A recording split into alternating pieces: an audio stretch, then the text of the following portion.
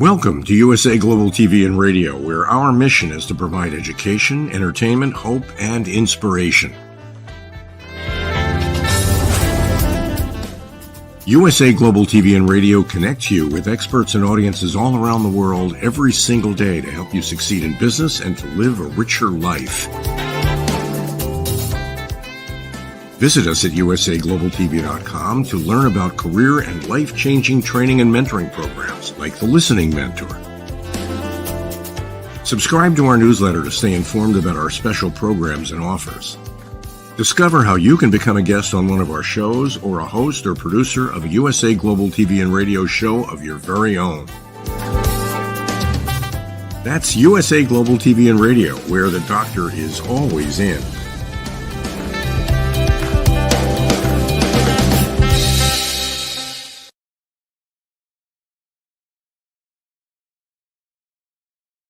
Hello, everyone. Good morning, good afternoon, good evening. Thank you so much for joining us here at USA Global TV and Radio. We provide world-class education, entertainment, hope, and inspiration. And in 2024, this is our year where we help you, the entrepreneur, sell your vision. To learn more, contact us at usaglobaltv.com. Our show today is Coexistence and Sustainability with Pet Psychic AMINAH. And today we're going to be talking about plastic pollution in our coastal ecosystems. Let's welcome Pet Psychic AMINAH, joining us from, one would assume, sunny California. Welcome. Hello. Hello. We've got that little haze going on over the city. If you don't know, you specifically have heard me talk about, we're in a valley. We're technically in a valley. So it kind of gets all trapped here on the hills of other side of each of us, but it's beautiful. It's a great day. If anybody wants to do photography, this is the God-given filter. Go out and take lots of pictures if you get the clouds. Fantastic. Well, thanks so much for sharing that. As always, we have new people joining us all the time. We're on 10 different platforms right now. I want to say hello to our friends joining us on Instagram as well. Can you share with us, how does a pet psychic like yourself, you're a professional speaker, you're a professional trainer, you've had a lot of experience across many industries. How does that align with coexistence and sustainability? I'm also a first responder. Certified, all that AED, all the respiration, all that type of stuff. Spend a lot of time learning how to make sure that I know not only how to bandage somebody up, but I can also get your heart restarted and it won't be yelling at you. I've seen those in the commercials. It's not a thing. What I want everybody to take away from anything that we talk about is that there's so much we can do positive and looking forward. I'm very, very fortunate to have been a fifth child with my parents, and my mother made sure that whatever her children were interested in, she made that happen. And that's when I was 11. I have a picture. One of these days I'll get it off the shelf and bring it over. I have a picture of me holding a bird of prey. And that's pretty unusual. It's not something most 11-year-olds get to do. But I continued to study animals and be around them and not just talk to the dogs and the cats. And then I got a college education to round it out, worked in a vet clinic so that I could help people in a much broader way. And wherever you find yourself with your pet, are we talking end of life? Are we talking, finances? There's so many, sadly, when the economy tanks, people really struggle to be able to feed their pets. And so we come up with strategies and hopefully ways to get by and keep those pets in your life, because it truly is great mental health, gets you out, especially if you've got a dog or a horse or something that says, hey, I need to be taken for a walk. The cat's not so much. Thank you, Pet Psychic AMINAH. I mentioned to you backstage that I saw an article somewhere about plastic bags in the state of New Jersey. And I've lived in New Jersey on and off. And I was there when they started the plastic bag ban. That's hard to say numerous times. And what was interesting is that you had to bring your own bag, or they could use paper bags, but Right. many of the products going into these alternatives were plastic. Were in plastic. So it's just like, hello. So it seems like it goes all the way, obviously, to the manufacturers and getting them on board. Yeah, and we all know what this really is. It's about the money. The money. It's about the money. And what I really love is that in the last, and let's be conservative, and I'd love to hear your input on it too, and what you see on your side of, the US. I'm on California and you're on the side, is just when something becomes not just a fad, but also becomes ingrained. And so many of us are either saving our plastic bags until they, disintegrate because we've used them so many times, which is a great thing, as opposed to just tossing them. And let me tell you now, if you decide to recycle your plastic bags, which I hope you do, and not all cities do that, but hopefully you can, either way, please, please, please cut them in small pieces. Cut the handles, cut the bag, cut all of it. Dr. Jacalyn, do you have any idea why I am stressing that you cut up the plastic bags? They're going to be used for something else. They're I'd easy to get rid of. And some places are investigating doing that. If they melt them down and do this, because they do that with the recyclables. And you don't get a 7-Up Coke can and take it to the recycle center, and then they rinse it out and fill it back up. It has to be recycled, and they can't do that with the metals. The bags are just depending on the cities. Now, every city has a different budget. Every city has a different outlook. So you have to go with that. We have people still that, of course, are smoking, 900 packs a day, and they're like, that's okay, I'm going to die anyway. Yeah, you're just going to die more painfully now. But, and it's like, you are an adult, you get to decide. But I want to encourage you, and you and I both know that's what we're doing here on this platform, is encouraging people to think about something, first and foremost, a different way. And then hopefully you'll change the way you're doing it by cutting up the plastic bags, whatever your plastic bag is. It's a wrapper around the food or over the bag, or you're carrying actual groceries in a plastic bag. And that's what the store gave you. It will save birds' lives, because believe it or not all dumps are covered. There's a ton of places where it's just a big old field way out of town and if you ever go to the dump, there's lots of treasures to be had, I'm sure, still, but there's birds there, there's squirrels there, there's wildlife there rummaging through all the food stuff. Because if you put food in your bag, it still smells, or it still has a residue that the animal can smell. When you cut up these plastic bags, you are making that first step of making sure that animal doesn't get trapped in the bag and then dies a horrible death and gets trapped in the handle of the bag. It's not a perfect solution, but it is a start. And if your recycle center will take all of that kind of stuff, sometimes they want the bags in its entirety. So I'm talking about, the little plastic ones that we get all over the place from big stores, and that's clothing stores and food stores and all that. Nowadays, you can really do well by just Googling and going to Amazon or any other shopping place, and you can buy reusable shopping bags and or luggage bags or whatever. I know we bought some bags that were technically made for shopping and or something like that. And also I got a book bag, and it's traveled with me many times. Just depends on what I needed and what would fit on underneath my seat or whatever. There are a lot of resources out there that you can get. Burlap, you can get sealed plastic where it's coated. There's just a myriad of stuff out there that you can just shop online, and they come in great colors.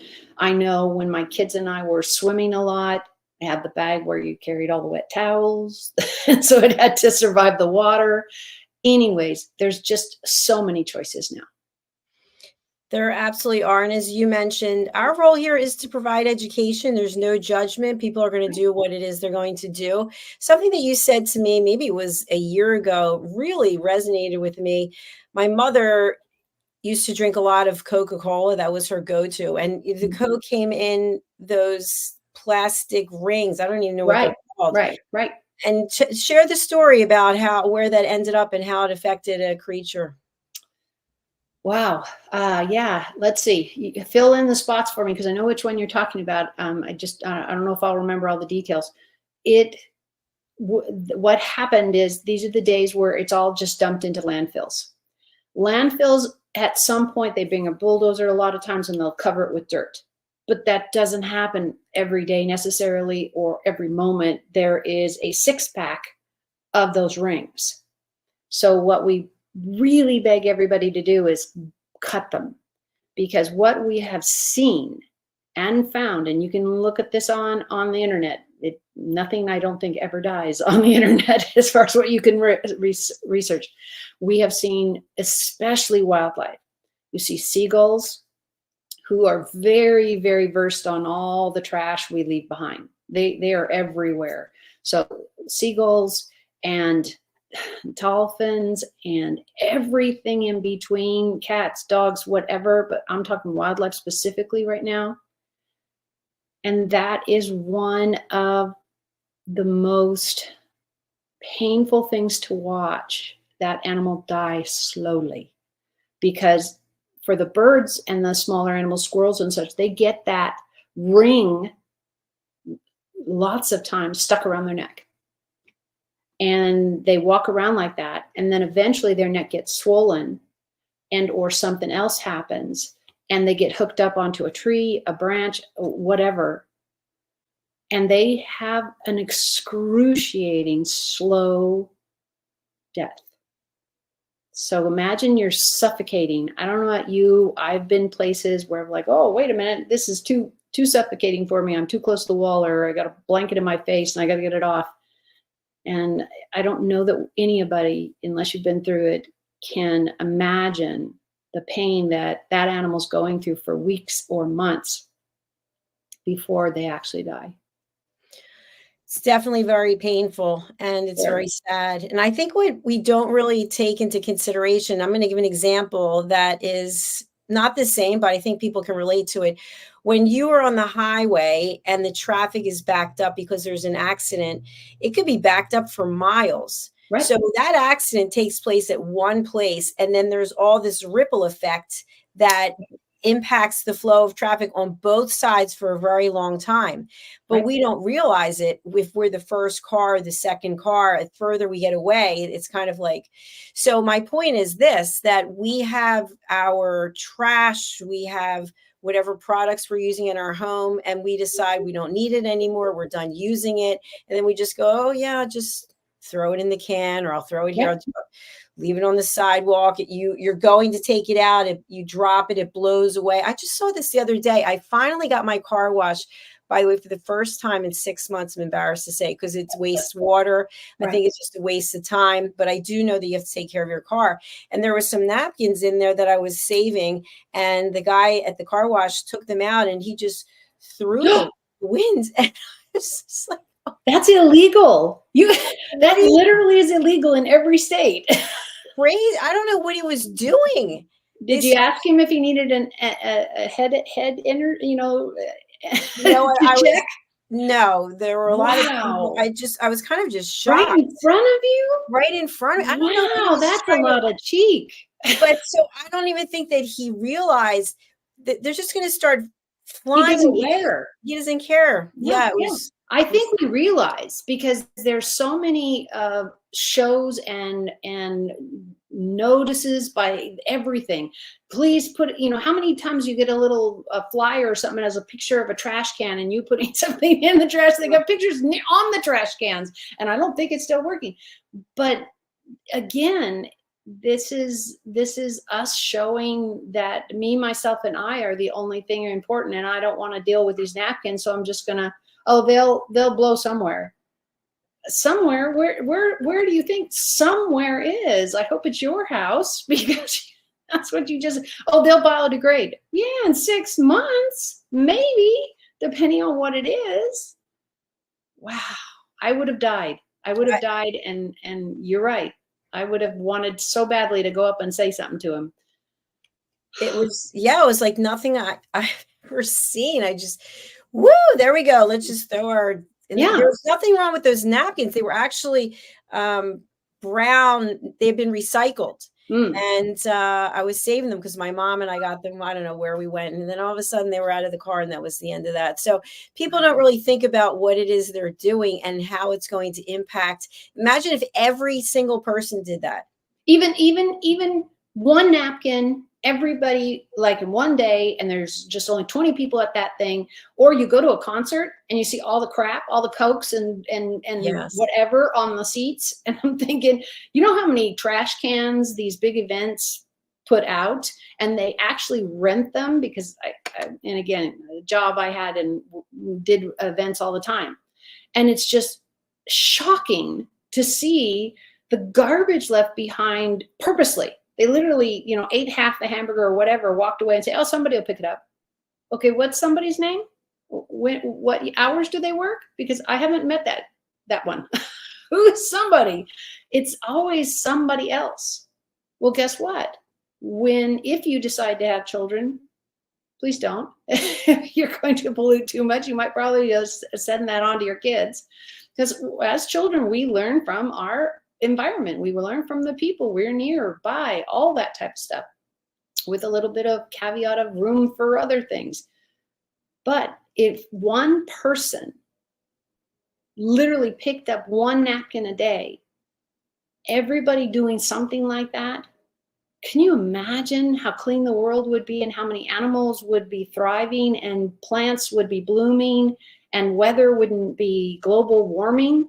Hello, we're living through the choices we've made. And it is one napkin at a time. Absolutely. So I just wanted to mention, I'd forgotten this. I'm just going to step over for a second and get something. Sure. I've written a children's book with a couple of people, and it's about ocean pollution. Neat. And what I just want to point out in here is that one of the little animals gets tied up in a fisherman's net. Oh, gosh. And is really, here it is. And if you can you Yep. see her in the net? Yeah. Yeah. So Lady Ella's called in to try to facilitate, but people don't really understand that things are going to keep blowing and blowing. Where are they going to end up? They're going to end up in the water probably. And there are creatures living in the water, and they're dependent on their environment. It's like if someone just started throwing trash inside your house, you open the door, they go, oh, hi, how do you like this? It have an impact on you. Yeah, it really, really does. And an impact is pretty much everything we do and everywhere we go. You might think, oh, it's just a gum wrapper. Well, you don't know if 20 other gum wrapper leavers have just walked through that area. We are losing so many native birds and animals and trees and plants because of this. And the wildlife are testing out all this new food we've left. And I can't tell you how many times the Fish and Wildlife and or the vets or your neighbors or something will go and have what's called a necropsy when it's an animal, the same as an autopsy in people, and they want to understand how this animal died or anything. And I can't tell you how many Coke can lids, the little pop top pieces, a piece of plastic, whatever, they're all in their body. They're all in their body because they can't process them. And so if you, for example, let's say you had a beaded necklace and it broke, what a nightmare, right? And all the beads are all over the place. So many people would just say, walk away, and the dirt will take care of it. Well, maybe in 50 years, yeah, depending on what it's made out of. But how many animals will try it, test it, see if it's food, and then the one that really liked the texture of it or whatever, they feel their stomach, We have actual proof of animals in the wild and somebody finding them dead. And a lot of times they'll do a necropsy on them when they're like Fish and Wildlife or something, and saying, wait a minute, why are we all of a sudden seeing all these animals die? Squirrels, whatever, raccoons, whatever. And they'll do that necropsy, and they usually will see their gut, their stomach full of crap. And I mean, literally not poop, but the byproduct of our trash. It is crap. It's just, it doesn't have any purpose. But these animals lose their life because they cannot process it and they don't understand what it is. And maybe it still smells like the hamburger you had or whatever. Things like gum are even more lethal because they never biodegrade in your body. That's why people shouldn't swallow their gum either. But things like that are really, really death-defyingly killing a lot of things. Yes, excellent points as always. So obviously prevention is key. And in addition to that, we've had some people over the last couple of years, specifically from outside this country, who are actually working with fishermen and collecting waste and turning it into the recycling and turning it into furniture in some cases. Yep. It's really cool. Yeah. And I've seen a few episodes on Shark Tank, not a paid spokesperson, where people came forward. They started these businesses to actually recycle what they've taken out of the ocean. It's really interesting. And you've got a boat, like a trolley boat, and they've got a net that they are skimming the ocean with. And this one gentleman, I saw his whole get-go, and it actually was a motorized type of netting, because they have to really be careful, because as you're cleaning all that debris, and they're getting it from about I want to say conservatively, because I don't remember the details, but this is around about 4 feet down to the top of the water, ocean, lakes, all of this kind of stuff. And they pull those nets the same as when they were catching fish. They would pull those nets. Now they're trawling trash. Some municipalities are actually paying them or getting them, and they're doing the recycling, and there is money involved, because that's a lot of gas on a boat and a crew of at least 2 to 3 people, and then having the nets available. Some really sad stories, if you really want to see the truth, is there's plenty of fishermen that do the same thing. They drag a net through the water or pretty low, and they catch turtles, they catch dolphins, they catch things that are illegal for them to fish for, but they get caught in their net, and they're supposed to cut them free and let them go. Sometimes, though, not only the trauma of being netted and caught, is that a lot of times all that will cut something in their fins. They will have an injury to their nose or face, and they can't breathe. So it's not just one thing. It's the combination of the experience is terrifying, and a lot of other things. If I had my druthers, and this is for somebody who's thinking, oh, I always talk to the dolphins, and that's great. Don't feed them. Don't feed wildlife. If you decide that it's been a really tough year and the drought is here and nobody's getting any food or anything because the plants didn't thrive or make the seed, then do it anonymously. Put food out where it's not necessarily tied to you. Plant a tree or a bush or a flower or herbs that animal can use. You've got bunnies running around, and have them just doing that, because they need the nutrition. Where it becomes complicated is, again, when we're the fishermen going out to get the fish and our net breaks and we just leave it there at the bottom of the lake, ocean, wherever you're fishing. So many animals die from the waste we leave behind. And that is also nets and traps and things that we didn't go back and get. And the nature will take care of it. No, it won't. Not for at least 5 to 12 years, or depending on the material that you're talking about. Plastic? No. It's going to be around for a really long time. Metal cans, yep, going to be around for a really long time. Piece of paper, yeah, you might have some hope there. But what's on the paper? Has it got oil, fat, pin writing? Everything's up for grabs. Yes, I love what you shared there. And I just want to also elaborate on that. You know about the iguanas. I don't have to go into it, but in the front of the house, I notice as they have their little walkway that they cross Right. the roof. Well, they're defecating as they go. And so I've just decided to see what's going to happen with it. Nothing. It's still there. It's just more of it. And so I have to go out and get rid of it, which how do you get rid of it?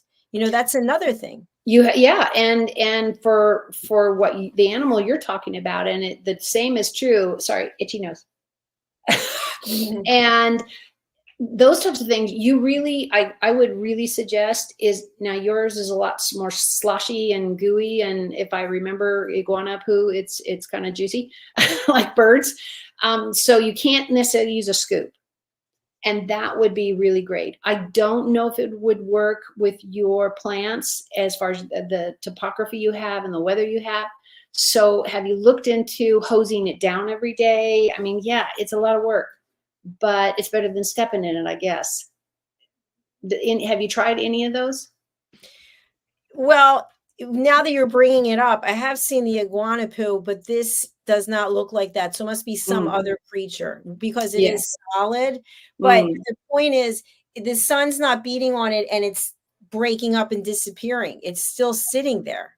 So that's what I think people don't understand, that and that's another thing, as I mentioned, we have these dog waste centers, Right. And they've got plastic bags. Yep. On a pole that looks like, the first time I saw it is like, I'm not on a golf course. Why does this look like a golf course thing? You know, how they put a place for to wash your ball, the golf balls. Yes. I'm thinking, why that doesn't look right. And then I got closer and went, oh, bag there, and now I hope no one is doing non-biodegradable bags. They've got them for your litter. They've got them for your cats and dogs. You can carry them with. When my daughter and I would go for a walk, of course, her dog came with us. And we always had a little pat thing that hooked to our belt. And we were all set, ready to go. And we threw them away, the first trash can we saw. So, it's called being prepared. And luckily, with our cats, they're all indoors. And I'm the one who cleans the box up 2 or 3 times a day because I don't like the idea of my cats stepping in it and they're walking around our house. So everybody's got to do their comfort zone. What we're trying to also get through is it's necessary in public, out amongst the trees. It is not going to biodegrade. If you have a pet of any kind, even the lizards, I don't know if everything's organic, but if you can do that way, and I don't know why you'd have your lizards or your fish running around in public, but let's just stick to cats and dogs. It is not going to wash away in the next 24 hours after the big red rainstorm. You might not see it, but it takes a long time for the soil and the plants to convert it to something they can use. It's the same thing when we digest food. I don't know about you, but if I'm having whatever, a salad or something, my body doesn't go, oh, yay, here comes salad. And immediately I have a bunch of new energy. If you drink a soda, maybe that will happen, but that's also not very healthy. So think about it and give yourself time. And think about that when you're cleaning up after your pets, it takes time.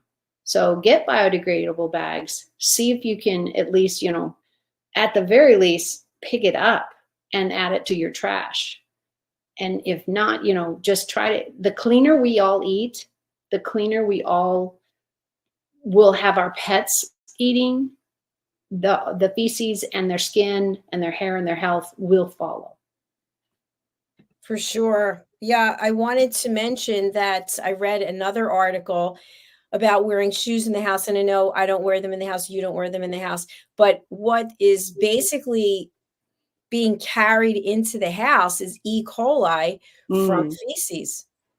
I hadn't thought of that in a long time. Because again, you're right. We all don't wear shoes in our house. And it's so, my girls were raised like this. So it's not an unknown thing. And we tell people, especially if they come to visit, it's like, hey, I just want you to know you're going to need to take your shoes off.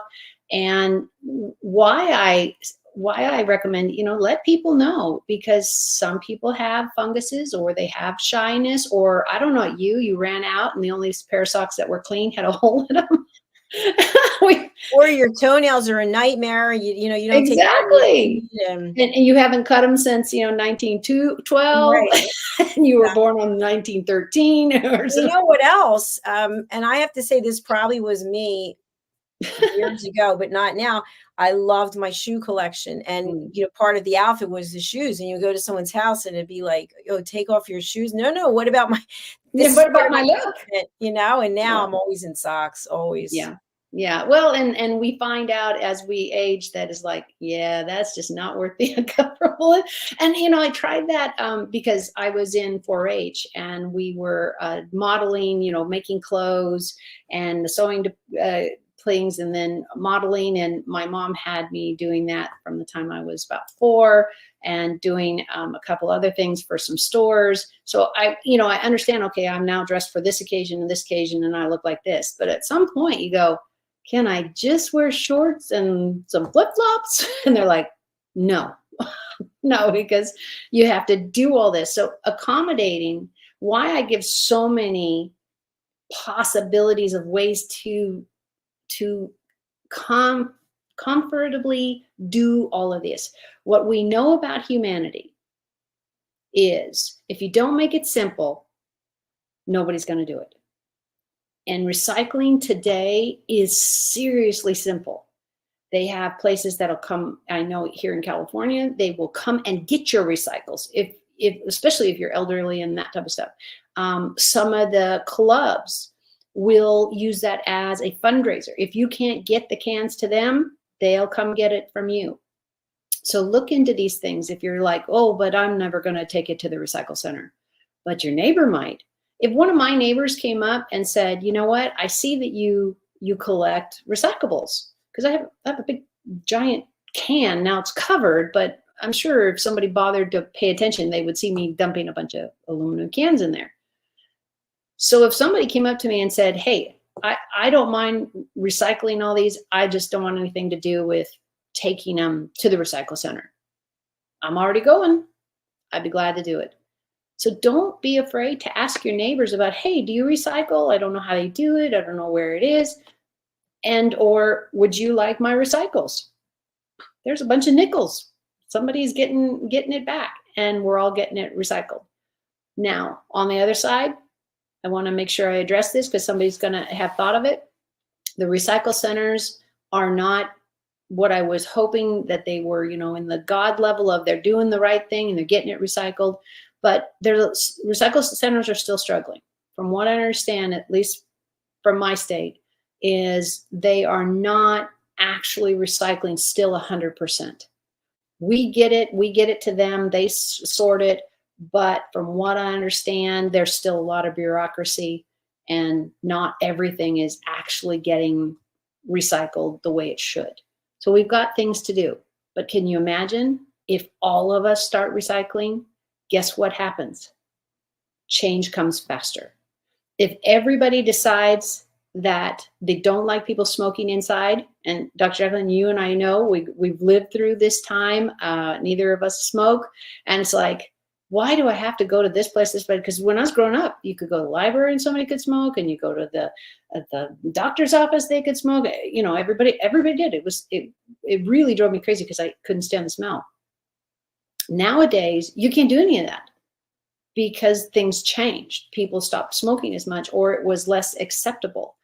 Recycling has to follow this type of thing because we're still dealing with people. So make it easier for yourself if it's difficult to get things done. For me, I have a really giant old trash can where the city has trash cans specifically for our neighborhoods. So I have this big green trash can that just sits around.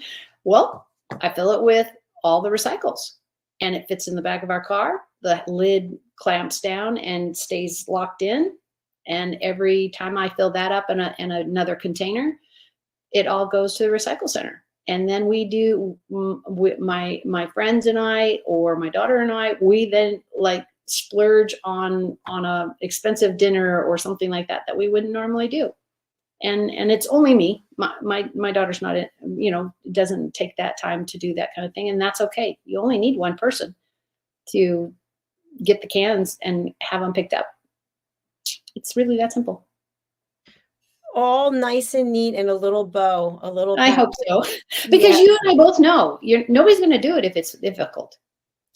Yeah, it's true. And something else I just wanted to mention, if you think about it, we've read these stories or seen them where someone puts a note in a bottle, literally in one country, and it's found somewhere else. That just goes to show you how things can move from one part of the world to another. That's perfect. I haven't thought about that in a long time. I remember it was very batty in the 40s and 60s, and I'm not even talking about pirate days. If that's true, because I only saw it in movies. And where they're putting notes in bottles or the map to the treasure and how many TV shows looking for that one. But your point is so true, is so spot on. Thank you for enlightening us. That was perfect. Yeah, so I think what I really want people to kind of take away is that in our own little world, in our own little space, we think it has no impact on humanity and on planet Earth, etc. Right. But it truly does. And right. I'll give the last example, and I'm not bringing up the iguanas again, but I am, because they're not native to here. Someone brought them here. Yep. And so brought one, brought two, and then they multiplied and so on and so forth. And so what we do as humans has consequences to this planet. And that's what we're here bringing this information. So what would you say are some good tips, some thoughts that you had for people if they are interested in changing their behavior, but they just don't know exactly what to do?